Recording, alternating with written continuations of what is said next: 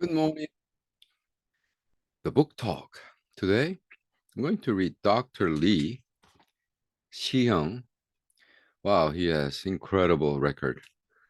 Smartest man. He wrote a book called Stop and Think, but of course in Korean. The Korean title is absolutely completely different than Stop and Think. Basically, the title in Korean is It is Those Fervent Student, Crazy, the the crazy extreme student, ex person who study at an extreme level only survives, could only survive. Your future depends on how you study and what you study today, according to the book. He got his PhD at Yale, and he's teaching at Songyungwan University. And he's a psychotherapist and brain researcher. He coined the term 화병. 화병 is sickness out of anger. A lot of Korean men have 화병 because they're angry. They become sick, but medically it wasn't provable and that was not acceptable. So he actually coined the Korean term into American Medical Journal called 화병.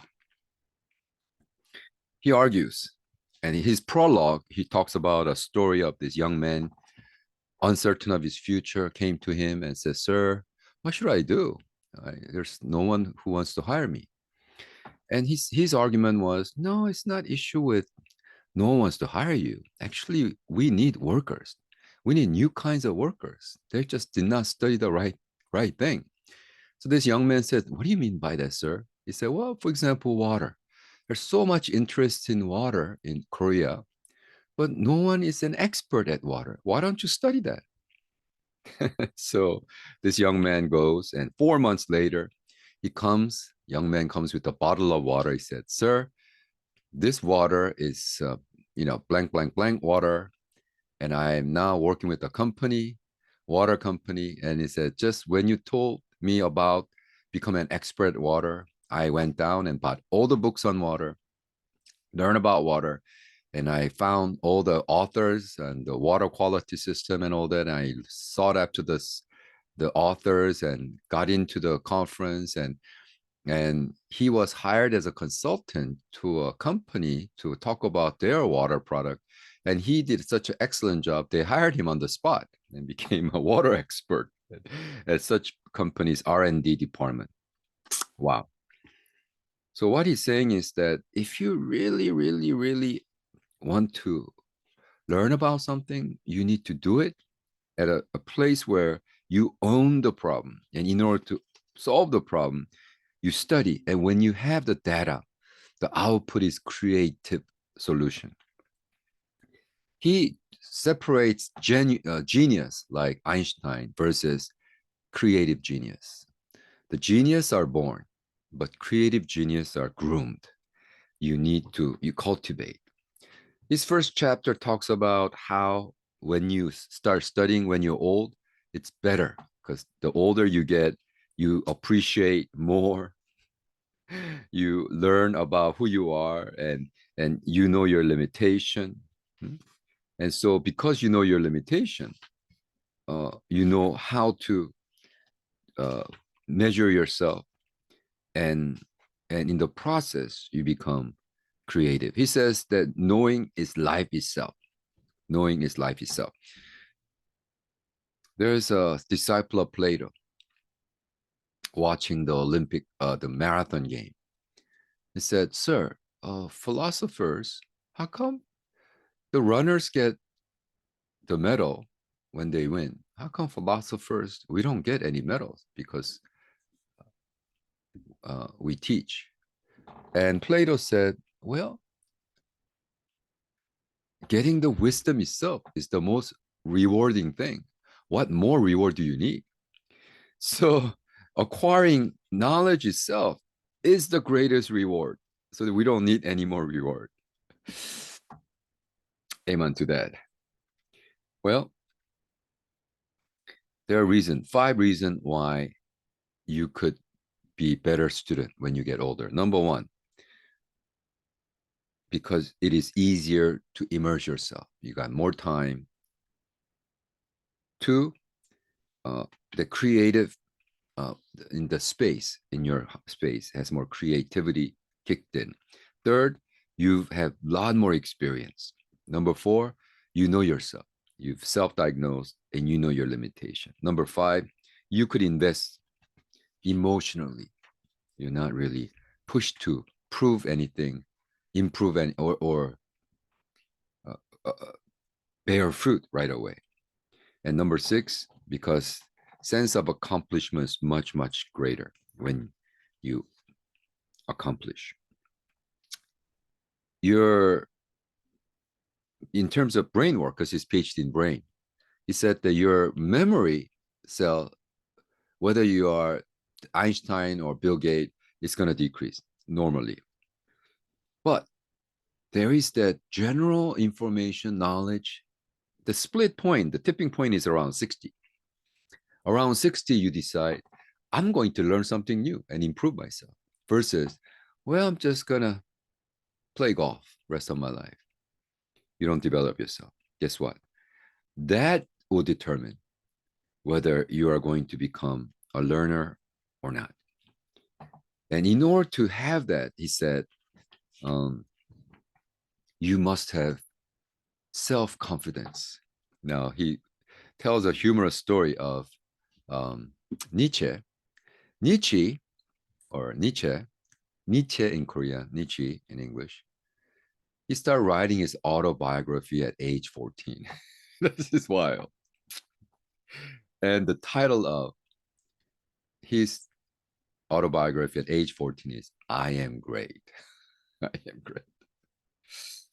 And later, of course, at age 44, he started writing his official biography. And he said, behold this man. And the subtitle is like, how come I'm so smart? How come I'm so wise? Now, it could be narcissist or deception. But point is that he's making a point that whether Nietzsche is right or wrong, but you must have confidence that you amount to something, right? Embrace it. It's okay. It does not, you don't have to be born genius. You just need to be creative genius. You need to learn. He said, in order for your brain to be groomed and brain to function well, when you think of something, idea comes, act immediately. Wow. Is that what I always say? As soon as you hear, as soon as you get a concept, act on it. Don't meditate on it. Act on it. Then your brain will follow. Because the serotonin gets released when you are doing that. There's dopamine and endorphin, and this really excites you. But serotonin is that something that kicks in, makes you happy, makes you calm, makes you understand. And it's the window of 30 minute to 90 minute, anywhere, depending on person. And you could train yourself to that. There are 5 ways in which that you release serotonin. Number 1, good, healthy food. You chew and chew and chew. In average, the olden days, old people, old generation used to chew 6,000 times per day because they were eating. But now the modern man, 200 times. Think about eating soft egg and breakfast and hamburger for lunch, right? But chewing healthy food. That's why the baseball players sometimes, they chew something because they relaxes them.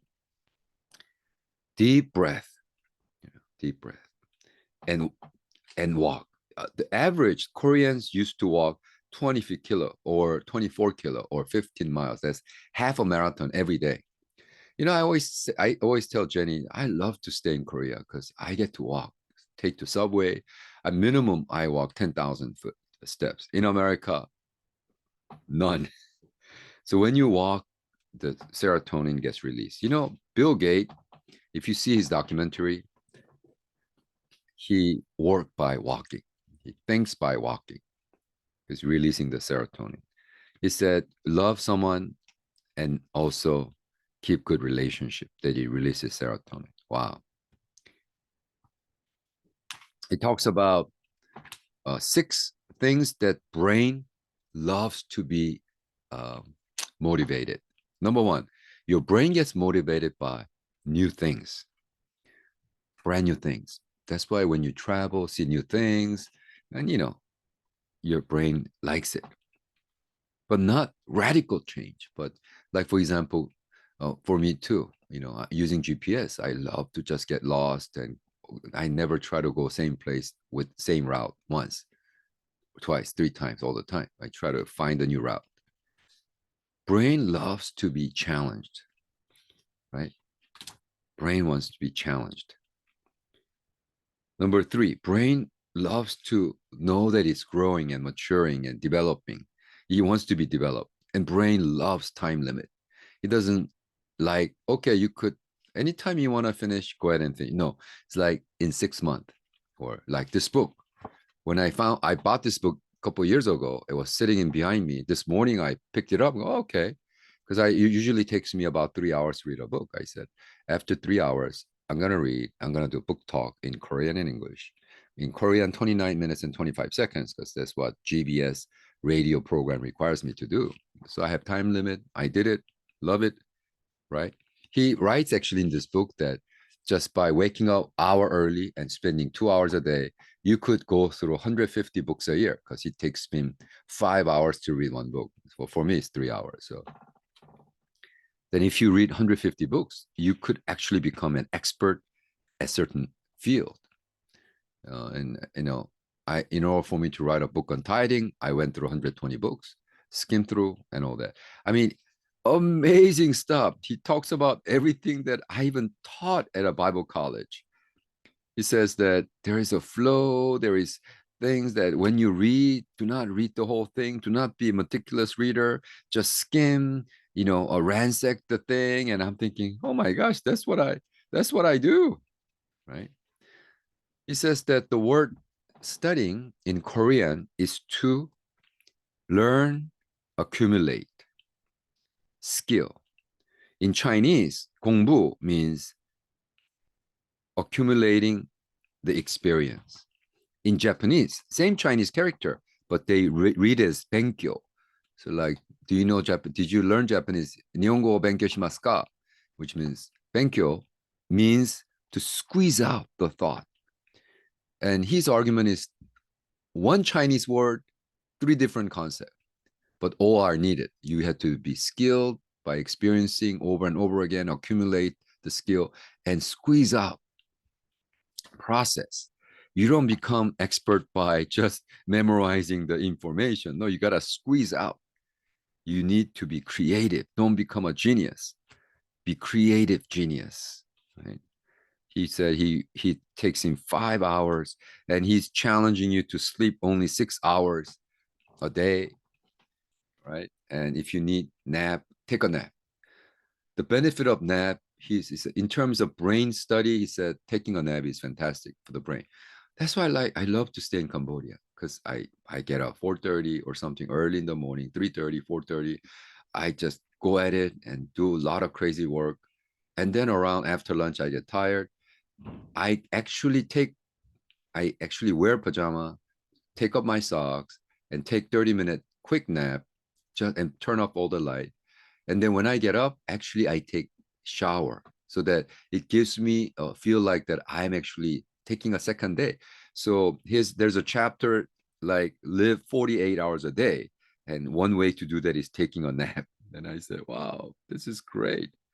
When you read a book, it says, ransack the key point, underline, and then argue with the author, take note, repeat. And unless there's an output, input is meaningless. Wow. I said, yeah, that's it. For me to read this book in 3 hours, output through book talk, and publish like every morning, 2-3 hours of Bible study, like this morning, Genesis chapter, and then output through YouTube, and output becomes publication. So this year, 12 books published. Why? Because constant recycle, repeat of learning, input, output, thinking, accumulating, squeezing out, so your brain gets exercise and out of that intensity, right? Yeah, no one will say I'm genius, but I want to be creative genius. I use the term creativity, like when I say that, oh, do you write sermon? No, I create sermon. Do you preach? No, I create sermon.